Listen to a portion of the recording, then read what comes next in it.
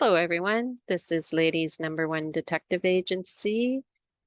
This is your host, May Clark, and it is January the 6th, 2024, our first podcast of the new year. This is season one, episode number 8, and today we're diving into the archives of 2020. I am flying solo today as Bill and Janet are otherwise occupied. So I picked this one because at this time in 2020, we had already been doing a considerable amount of residential clearing, some commercial clearing. We had developed a process of doing this, but we just figured it was going to be more one-offs here and there. And then it became apparent that this was a service that was definitely needed. And if we were going to be doing this, we needed to have a bit more of a formal process. So that aside, usually what happens, the way this ends up getting developed into something more formal is because of the needs of the client.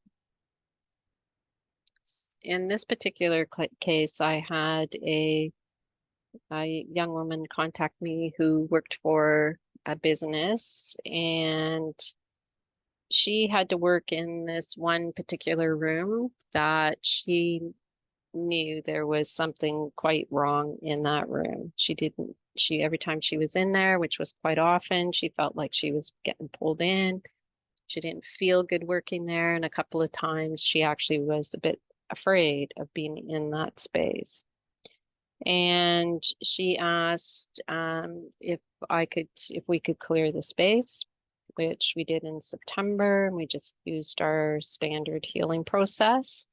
And in this process, it clears any earthbound spirits, any lower light beings. It will seal the space to prevent any other manifestations or attachments. And as always, we checked in after, and the young woman reported that it was now her Zen space. Whatever was there was completely gone, and she was totally enjoying working there again.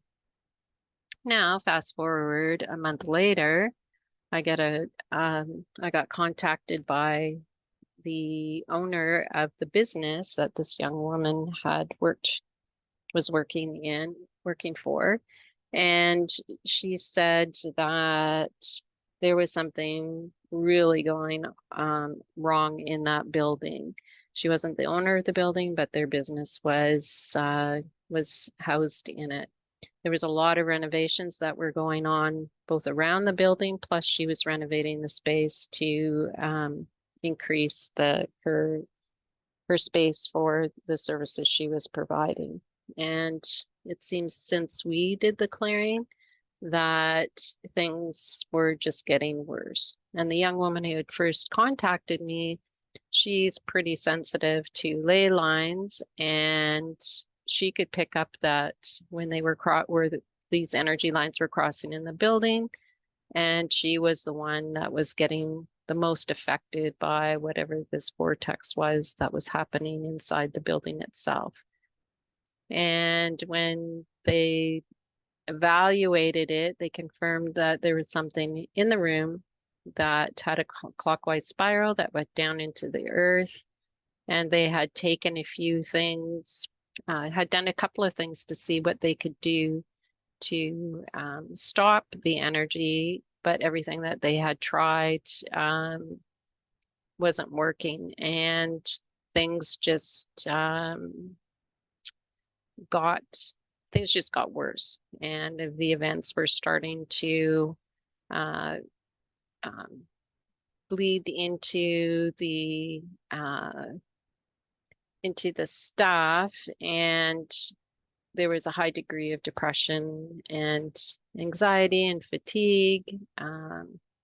There was also a lot of other negative things that were happening around this space. I'm just quickly reading through some of the notes here, so forgive me.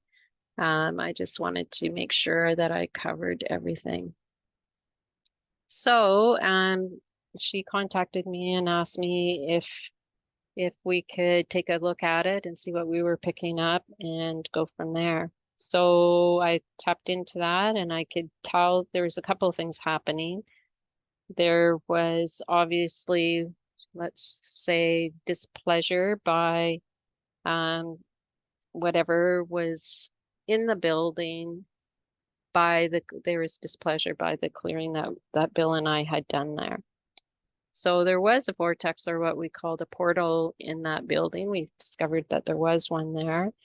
And they, in turn, when we closed the one area, they just amped up all the nastiness and the energetic attacks that were happening in and around the building. And it's important to understand that these beings, obviously they were using this portal for whatever reason. I just never go into that. It's not that important, to me anyway. It's just more important to understand that these beings actually will feed off any vibrational form of energy. So anger, depression, fear, grief. So it becomes cyclical in that now there's this vortex of negative energy. There's these negative energies there. Everyone who coming into that space are being affected by it. And not only that, they're bringing in to the space whatever inner wounds that they have not healed, any of their own negative emotions. So like that's like what I was saying, as far as it becomes cyclical. And then it just gets worse and worse. And anyone who's sensitive to those energies are going to really feel it. And so we said, okay, we can clear the space. And my advice to the owner was, normally what we do is once that space is cleared, I usually have everybody come in who has been negatively affected to actually clear them as well. That was our process back then. We don't have to do that anymore because the process we use actually clears everybody at the same time. So I said I left that up to her as to advising the staff that were there if they wanted to do that or not, and just kind of play it by ear. Oftentimes, once we've done the clearing, that's enough. That helps people out. So the interesting thing is, when we even just talking about it, about the clearing, trying to get information about what was happening there, Bill and I both started to experience a very high degree of negative interference. And when we tapped in remotely to it, we could see dark, very large, dense, menacing energies.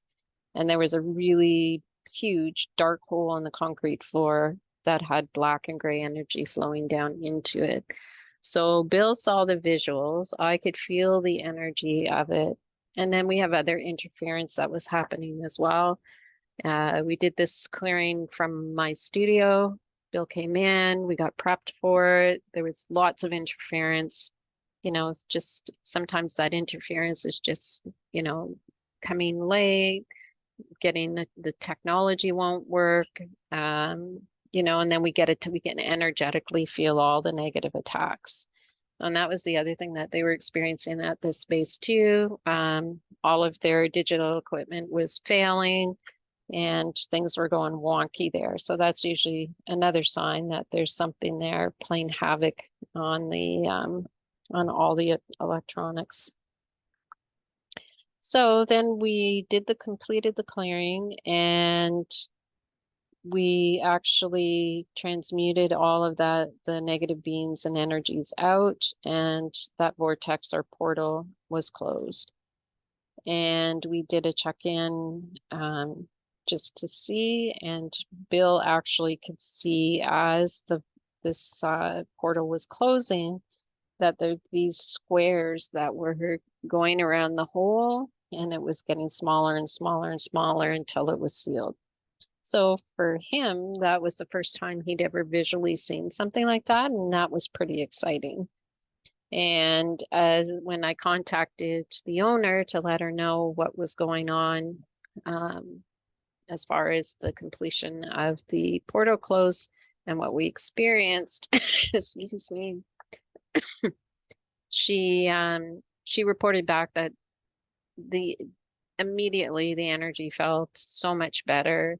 The young woman who could feel the negative energies and the ley lines in the place said that had all stopped.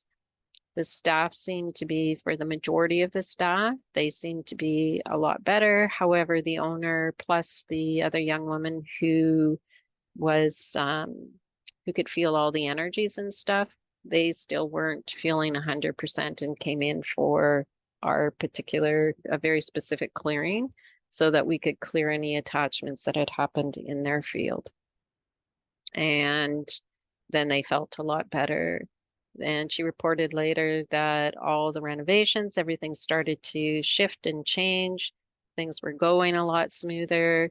There were still some cranky people around her, but I said, we can clear a space and it will feel great, but we can't change people's characters. So, yeah, that it doesn't quite work that way, unfortunately. So, anyway, so I just thought that that would be an interesting story to share while you're sitting there having your cup of tea or coffee or on your way somewhere in your vehicle.